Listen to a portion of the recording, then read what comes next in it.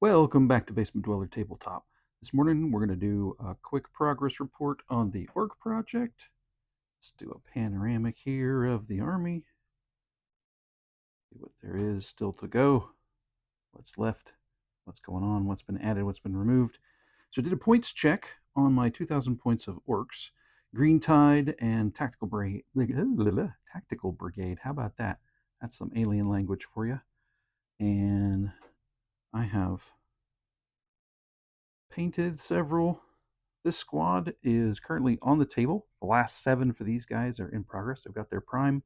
They'll be working on painting them up this week. Casco.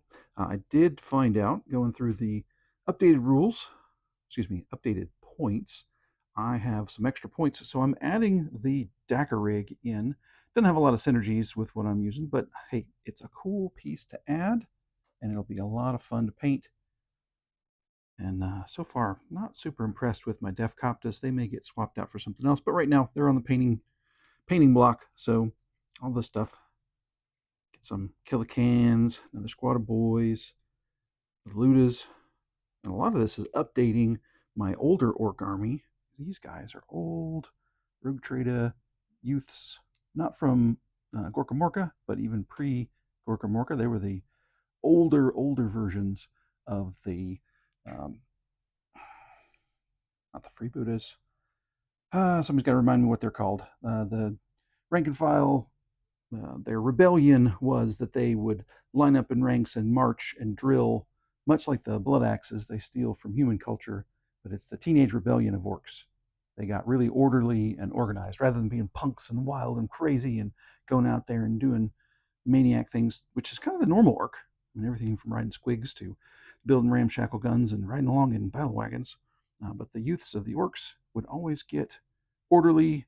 They'd form up behind a captain and they would march in rank. And the other orcs thought, oh, those guys are crazy. What are they doing? All right. So that is the 2,000 points of orcs coming along. And for those of you who've already watched my short, I wanted to give a quick size comparison. So on the left is the OG Wartrakk. That's the original Wartrakk. And then behind it is the new one from Armageddon. So a fair bit of difference in size. Gigantic versus teeny tiny. And this is what I was saying before. I'll be using this old Wartrakk as a bike in a bike squad. It's much more similar in size to the bikes. It's a little bit of a cool retro throwback. I got a couple of them, but these guys will be a bike squad with their Nobe Warbiker, and then the Wartrakk is going to be Wartrakk. He's about the size of the Gorka Morka, maybe a little skinnier on the sides. I did not have a Gorka Morka, so if anybody wants to do a comparison between the two, that would be really cool. You could check out the old Wartrakk, the middle-aged Wartrakk, versus the brand new Wartrakk. Some neat stuff. And I do have all my Armageddon orcs constructed. They're all built, waiting their turn to get some paint. But they are going to wait until my classic boys are done. I know. Buy more minis than you can paint. It's the age-old conundrum. But as you can see, there's quite a bit of progress going on here with the orc army. One of the big things that slows you down in updating an army is the base size. So I'm missing a hand there. I got to find a hand for my Runtard. But this unit of Ludas, they're still on 25 mil bases. They're going up to 32s. The Gretchen were easy. They stayed on their 25s, though they might be 28s. The Runtard did go to 32. I've got a Pain Boy. This was kind of in the weird phase. I wanted him to go on a cool base. But I put him on this base. I think I'm going to have to pop him off and put him on a 32 because that's the regulation size. I mean, I could leave him on the 40 and make it a scenic base and make it fancy, but some people get fussy about base sizes. And these are my Storm Boys. That's what they're called, Storm Boys. Took me a second. And these guys are still on 25s. There's some old models. They've got some classic weapons. That's their captain. The Power Claw. Some pretty cool old minis. Love the old designs on some of these guys. Your second edition Gretchen. I'm going to put second edition orcs painted up in golf colors, but I didn't want to put them in this army because I wanted to try and hit some of my Rogue Trader guys and get them painted and on the table and kind of compare them to the new boys. I mean, we've seen this before. Red Ones Go Fast did a fantastic video where he compared. Let me find a good boy to compare to. Doop, doop. Here we go. Find it on the table. Oh, there we go. So that is the new boy versus a Rogue Trader plastic boy. He's a bit chunkier, but not massively noticeable on the table. It's not one of those like, hey, I'm a full orc higher than you. You're a teeny tiny weedy git. So the old plastic boys hold up pretty well compared to the new ones. And then I'll grab, these are mad boys. Oh, yeah, here we go. Here's a great comparison. Scooch these guys over a little here. This guy on the left is one of the oldest, kind of hard to see because he's so dark, but this is one of the oldest orc models made by Games Workshop. He's circa 88, 89 maybe, right around the era of the Orc Raiders, but a bit before the Orc Raiders. He came out in a blister pack. Golly, yeah, you new guys don't know what blister packs are. You see them on the internet. There's plenty of reference on the internet.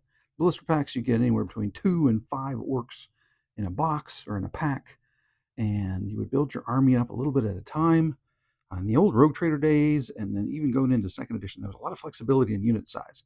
It's like today, your orc mob is either 10 with a knob or 20 with a knob, with a couple of big shooters, or now they added the Burna back in. Now I've converted all my Burnas off to other weapons. Thanks, GW. But they're fixed unit sizes. They're not variable. But in the older editions, you could do a 5-man squad of orcs. You could do a 7-man squad of orcs. You could do a 9-man squad of orcs. You do a 13 squad of orcs. These guys, for a long time, they've gone up to 20. Maybe the oldest editions, you couldn't make them bigger than 10s. It's been a while since I looked over some of those old editions. But there was a lot of granularity. That's a good word for it. Granularity on the old editions, where you could give them bolt guns, you could give them choppas, you could give them, and even before the choppa, the old Rogue Trader edition, everybody used chainswords, everybody used bolters, everybody used plasma guns, heavy plasma cannons. That's why you'll see on some of these Ludas, and I may modify them, I may not keep them with the original, though the classic does feel kind of good to see it.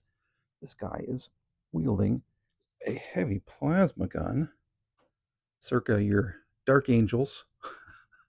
And I think this guy's actually painted in an era before anybody thought, hey, those coils would look cool, glowy. Well, mine are just black right now. So he's probably going to get a repaint. I'm trying not to repaint a lot of my old minis because it's nice to see how my skills have changed over the years. But I've got plenty of other squads of painted boys. And it's just super, super satisfying to see them painted up all in the same scheme, getting some style, getting some weathering in the newer techniques that I've learned over the years. And it's just really good battlefield presence to see that squad floating around, mostly painted. And then these guys, camera didn't want to point where it wants to point, or it's going to point where it wants to point, not where I want it to go. But this squad just feels good to just throw out, hey, there's 20 boys on the board. They're orange mohawks and crazy armor. These guys are Death Skulls. They still need some transfers. I'd like to put some of the Death Skull transfers on them. But what I tend to do is I try and get my whole army painted up, and then I can go back and do some detailing and add stuff to them. Cinematic zoom. Whoa. I got to get some better lights down here. And if you're wondering why I call it the Basement Dweller tabletop, I mean, literally in a basement. Exposed beams, all the fun, some air conditioning ducts. It's very industrial down here. Little sound dampening tiles on the wall there. Dacker rig is probably going to be the first new mini I get painted up. Yeah, not ambitious of me at all. Do one of the most complicated figures in the new Armageddon set.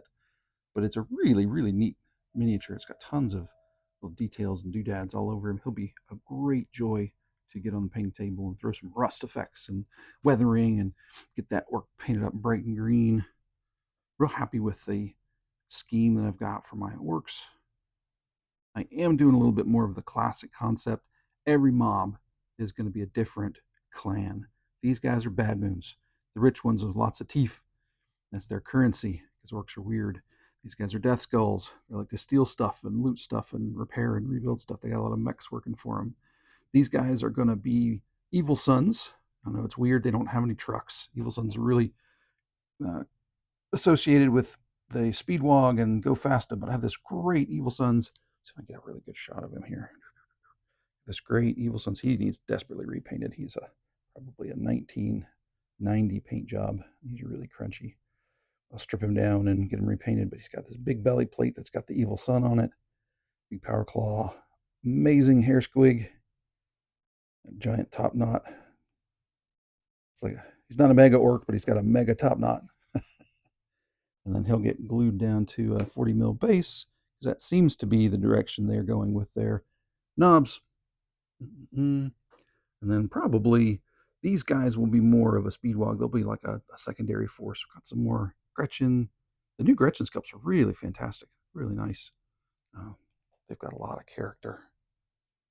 They just have a lot of angry goblin feel. And get him in focus. Ooh, don't focus on my thumb, focus on his face. Pretty cool. And this is just a raw plastic. He has not even been primed. There's just so much shadow down here in the dingy basement that looks like he's had some work done on him. He's had a little plastic surgery. No real heavy conversions. Got a few conversions here in the Ludas, some homemade big shooters that are gonna step in for DACA guns. I may put some backpacks on these guys to make them a little chunkier, make them a little bit more in line with the lost head of a Luda. Huh, jeez. Got so much repairs to do. He's got a face, he's got a face, he's got a face, he's got no face. And then these are some classic mechs, some old mechs from bygone era. They're really cool. They've got their mech equipment. And they'll need to get some upgrades to their guns, because they can carry big shooters, rocket launches, or a mech special. It's like a big plasma gunny thing. It's got hazardous, so you can blow your mech up. The mechs blow themselves up. So that's what's going on Basement Dweller Tabletop right now, trying to get progress through the orcs. Some of you guys have seen it. We're trying to get still trying to get some games organized and scheduled. But those have been following my hobby blog. We've got the Imperial Guard all decked out and ready to be fielded. Need to put some regimental markings on the tanks, but overall they're in pretty good shape. Lots of sentinels ready to go. Kind of excited about the idea of running recon. It is one of the 3 detachment point detachments, but still should be interesting. You can do a mix of ogrins and guardsmen and sentinels, and then the tanks get relegated. So it's a shame. The tank is such a classic piece of the Guard army, but a lot of the popular builds right now aren't using many. And Rogaldorn still sees a lot of table play, but they keep jacking up the price, points wise and dollar wise. Those things are like $100 now, $120. It's crazy for Rogaldorn. It's the basic tank. I live and die by the Leman Russ. As you can see, there's 5 of them in this army. I've got a few more, but this is the Cadian / Necromundan core. Got some hand-done banners. That's fun. Not anything super detailed. My freehand skills are pretty wimpy, but I'm getting better. It's been a lot of fun building up that skill. So that's one of the great things about the hobby in general. And GW is not the only part of the hobby. There's some other great games like Warzone, Mutant Chronicles from the old days. I got a few models of that floating around. I always wanted to get into, what was the name of that? You had the big Warjacks. I'll think of it in a minute. Of course, there's a lot of defunct GW games, everything from Gorka Morka, I mentioned already, to Epic, to Man of War. There's some great channels out there. Crown of Command is fantastic. Old GW painter who's put together an awesome channel that does a lot of classic 2nd edition, 3rd edition. He's does really focuses on Old Hammer. I'm more of a modern guy. I've got a lot of old minis, but I'm interested in the way the game plays for the newer systems. Got out of it for a little while in 5th, 6th, 7th edition. Probably the last thing I had was Battle of Macragge, Blackreach. And then I took a break from buying the main boxes because I wasn't into those armies at the time. And now, since probably ninth edition, been playing some more. Playing a bunch, building a bunch. Gosh, got Necron army floating around here. That's the first new army that I've painted, and it's fully painted. That feels good. You get to that last miniature, like, oh, okay, I got one more Death Copter to do. And you get it done, and you just look out at your whole army, and everything's painted. It's very, very cathartic. It's this fantastic sensation, just that little bit of dopamine. Your brain hits that dopamine buzz, and you're like, yeah, that's great. I've got a painted army.